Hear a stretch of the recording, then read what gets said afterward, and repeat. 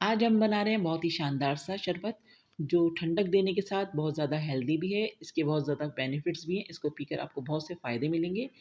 अस्सलाम वालेकुम, I am Afsham, welcome to my channel cook and nook. आज हम बना रहे हैं केसर और बादाम का शरबत। आप इसको कस्टर्ड शरबत भी कह सकते हैं। बहुत ही मज़े का और बहुत ही यमी सा बन के तैयार होता है। अब बनाइए इस रेसिपी को, इफ्तार टाइम पे बहुत ही मज़े की है।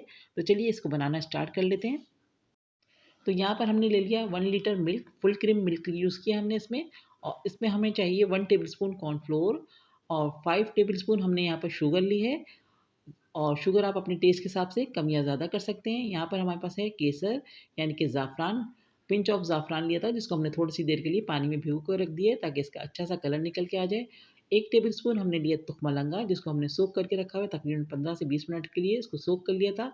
आधा कप हमने लिए थे बादाम जिसको हमने सोक करके इसका छिलका उतार के इसका एक पेस्ट तैयार कर लिए। तो ये सारी चीज़ें हैं जो हमें चाहिए होंगी शरबत के लिए। और यहाँ पर अब हम कॉर्नफ्लोर में थोड़ा-सा दूध मिक्स कर लेते हैं और इसका एक लिक्विडी पेस्ट सा बना लेते हैं। तो इसी में से हमने थोड़ा-सा दूध यूज़ किया है, उसको अच्छे से मिक्स करके साइड में करेंगे। तो ये सब चीज़ें हैं जो हमें पहले से तैयार करके रखनी होंगी।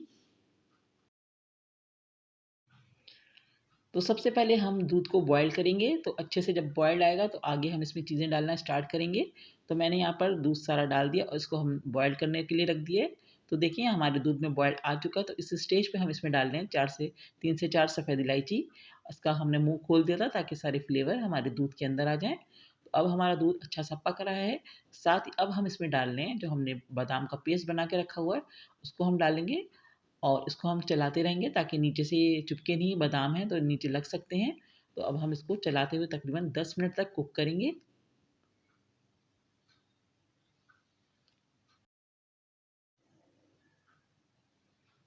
तो देखिए हमारे बादाम अच्छे से कुक हो रहे हैं। अब हम इसमें डालेंगे शुगर।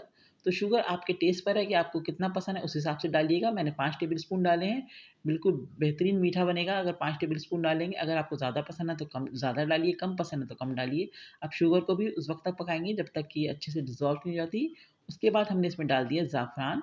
और ज़ाफ़रान डाल के भी इसको हम पकाएँगे ताकि अच्छा सा हमारे दूध में ज़बरदस्त सा ज़ाफ़रानी कलर आ जाए। तो यहाँ पर हम अच्छे से पका रहे हैं और फ्लेम को हमने अभी स्लो ही रखा हुआ है, बिल्कुल स्लो फ्लेम पे हम इसको पकाएँगे। और मुसलसल हम इसको चला भी रहे हैं ताकि ये नीचे से चिपके नहीं। तो यहाँ पर जो हमारी जो सफ़ेद इलायचियाँ थी इसका काम अब हो गया ख़त्म। इसको हम निकाल देंगे दूध में से और इसको हम कर देंगे डिस्कार्ड। अब हम इसमें डाल रहे हैं कॉर्नफ्लोर जो हमने मिक्स करके रखा हुआ था थोड़े से दूध में। थोड़ा-थोड़ा डाल के चलाते हुए इसको मिक्स करेंगे ताकि ये इसमें लम्प्स ना बने। तो इसको हम थोड़ा-थोड़ा करके डाल लें। अगर हमें देखेंगे कि हमें कितनी थिकनेस चाहिए, हमें हल्का-सा थिक शरबत बनाना है तो हम इसमें 1 टेबलस्पून ही डालेंगे। तो हमें पूरा ही डालना है। 1 टेबलस्पून हमने जितना लिया था उतना ही हमने डाल दिया इसके अंदर। तो ये अच्छा-सा ज़बरदस्त-सा पकने के बाद थिक हो जाएगा। तो जो बचाया था मैंने वो भी मैंने इसमें ऐड कर दिया है। और इसको अब हम कुक करेंगे ताकि हमारा जो कॉर्नफ्लोर है उसका जो कच्चापन है वो बिल्कुल ख़त्म हो जाए। तो यहाँ पर हमने बहुत अच्छे से इसको पका लिया है, तकरीबन 5 मिनट तक हमने इसको अच्छे से और पका लिया है। तो यहाँ पर हमारा ज़बरदस्त-सा शरबत तैयार हो गया है। इसको हम बस अच्छे से और पका रहे हैं, थोड़ा-सा और थिक होगा उसके बाद हमने फ्लेम ऑफ कर दिया है। तो यहाँ पर हमको इसमें हम डाल लें तुखमलंगा। आप चाहें तो इसको ठंडा करके भी डाल सकते हैं, तुखमलंगे को जब शरबत थोड़ा ठंडा हो जाए उस वक़्त भी डाल सकते हैं। लेकिन मैंने इस वक़्त डाला है तो इसका फ्लेवर बहुत ज़बरदस्त सा आया था। तो मैंने हल्के से जब गरम ही था उसी वक़्त मैंने इसमें तुखमलंगा ऐड कर दिया था। आप चाहें तो ठंडा करके भी डाल सकते हैं। तो यहाँ पर हमारा शरबत बहुत अच्छा सा रेडी हो गया। अब हम इसको बिल्कुल चिल्ड करेंगे। अच्छा ठंडा होने के बाद इसको हम सर्व कर रहे हैं। तो यहाँ पर मैंने ग्लास ले लिए हैं।